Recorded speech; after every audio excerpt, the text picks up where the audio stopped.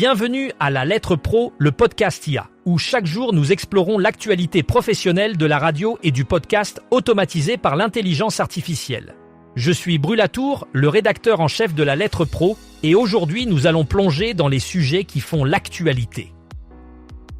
Voici un aperçu rapide des titres du jour. La publicité audio devrait représenter 20% du budget publicitaire. La radio est un pilier invisible de la démocratie. 8 leçons pour sauver votre chiffre d'affaires grâce à la publicité audio. Les élections municipales ont généré un pic d'actualité avec 514 millions de visites. L'Africascope met en lumière les niveaux d'écoute radio au Maghreb. La radio face aux 47,7 millions d'internautes quotidiens. 47 FM transforme l'Agenais en terrain de jeu chocolaté. Les effectifs sont en baisse, mais la masse salariale est en hausse dans la radio privée.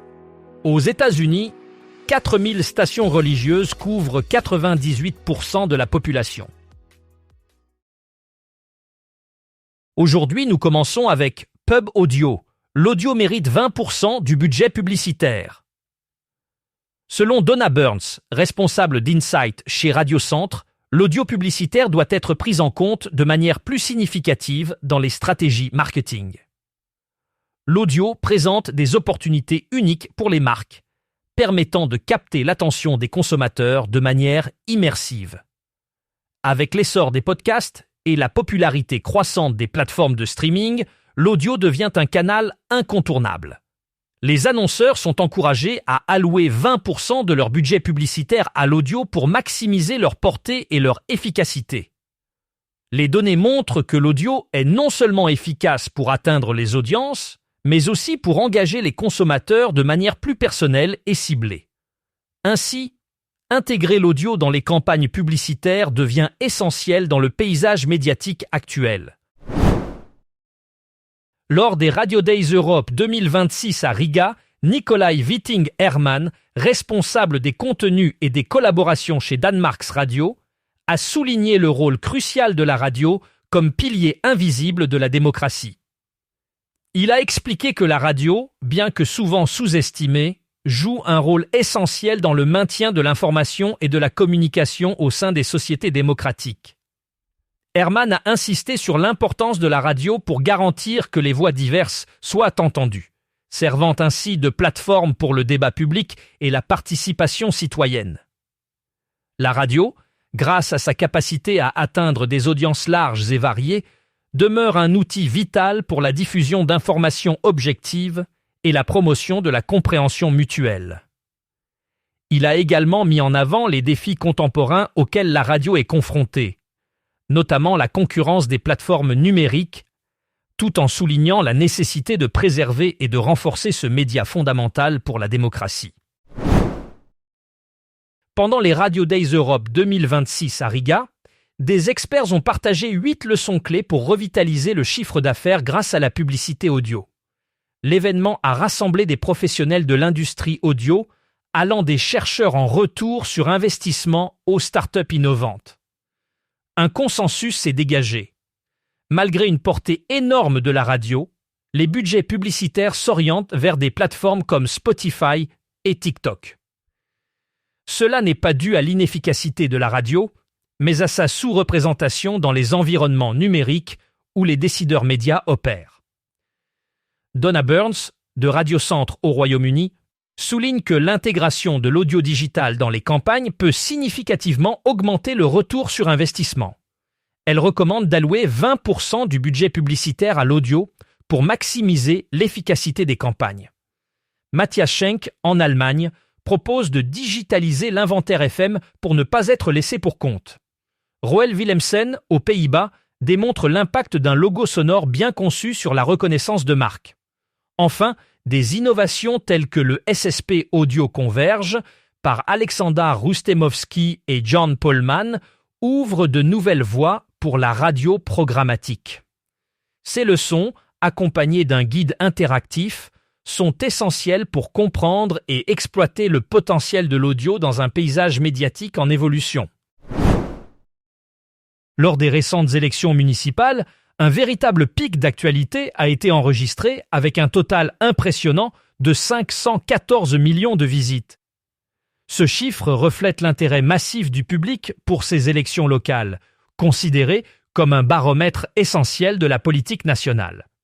Les médias ont joué un rôle crucial en fournissant des informations en temps réel permettant aux citoyens de suivre les résultats et les débats.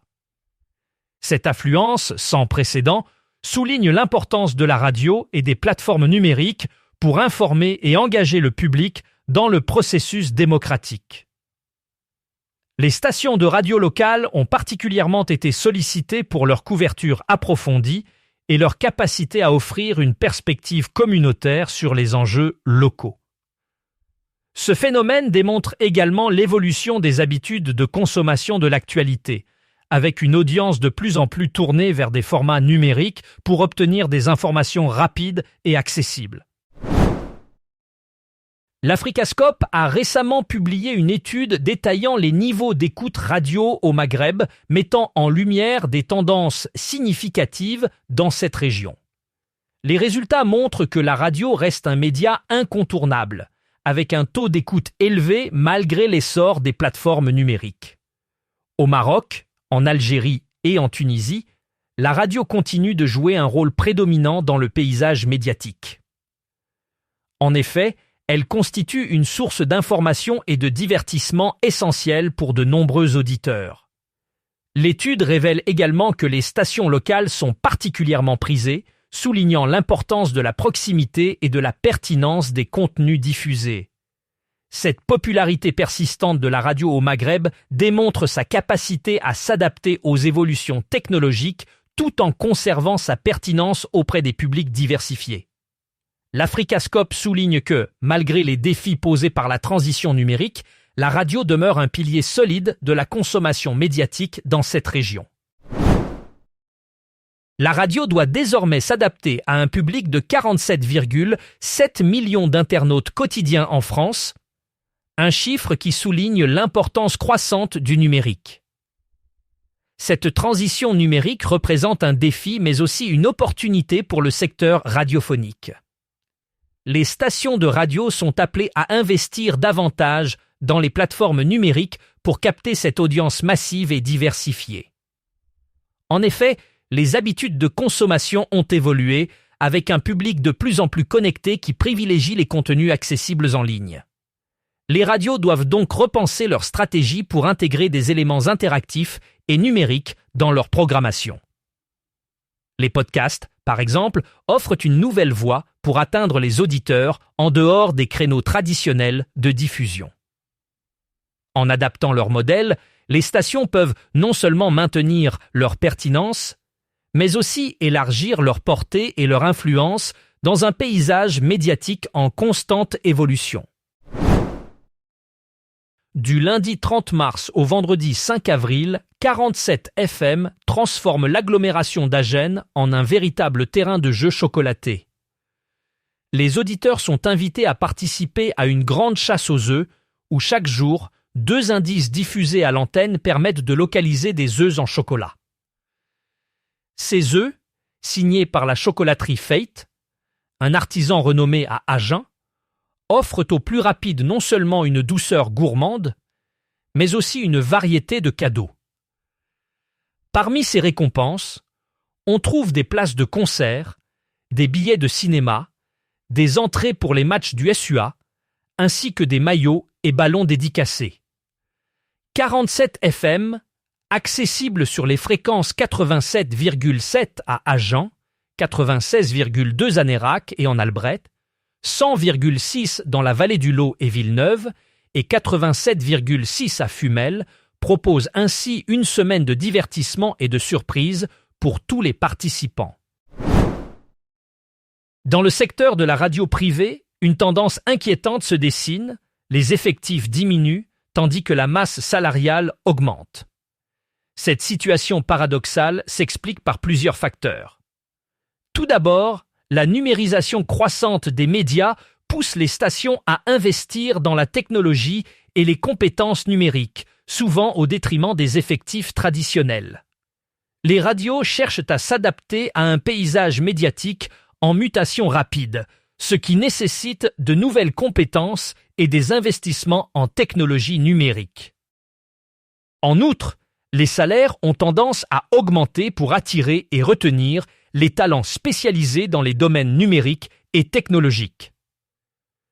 Cette hausse de la masse salariale, bien qu'elle représente un investissement nécessaire, met une pression supplémentaire sur les budgets des radios privées.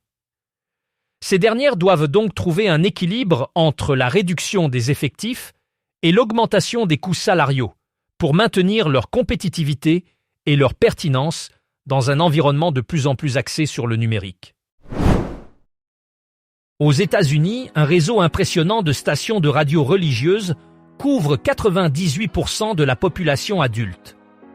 En effet, pas moins de 4000 stations AM et FM diffusent des programmes religieux à travers le pays, assurant une présence quasi omniprésente.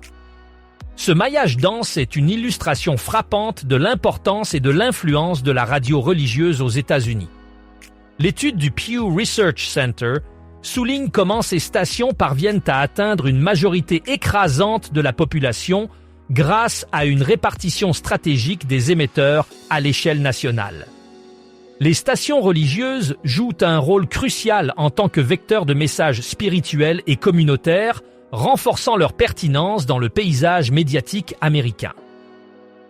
Pour en savoir plus sur ce sujet et d'autres actualités de la radio, rendez-vous sur le site lalettre.pro et abonnez-vous à notre newsletter quotidienne.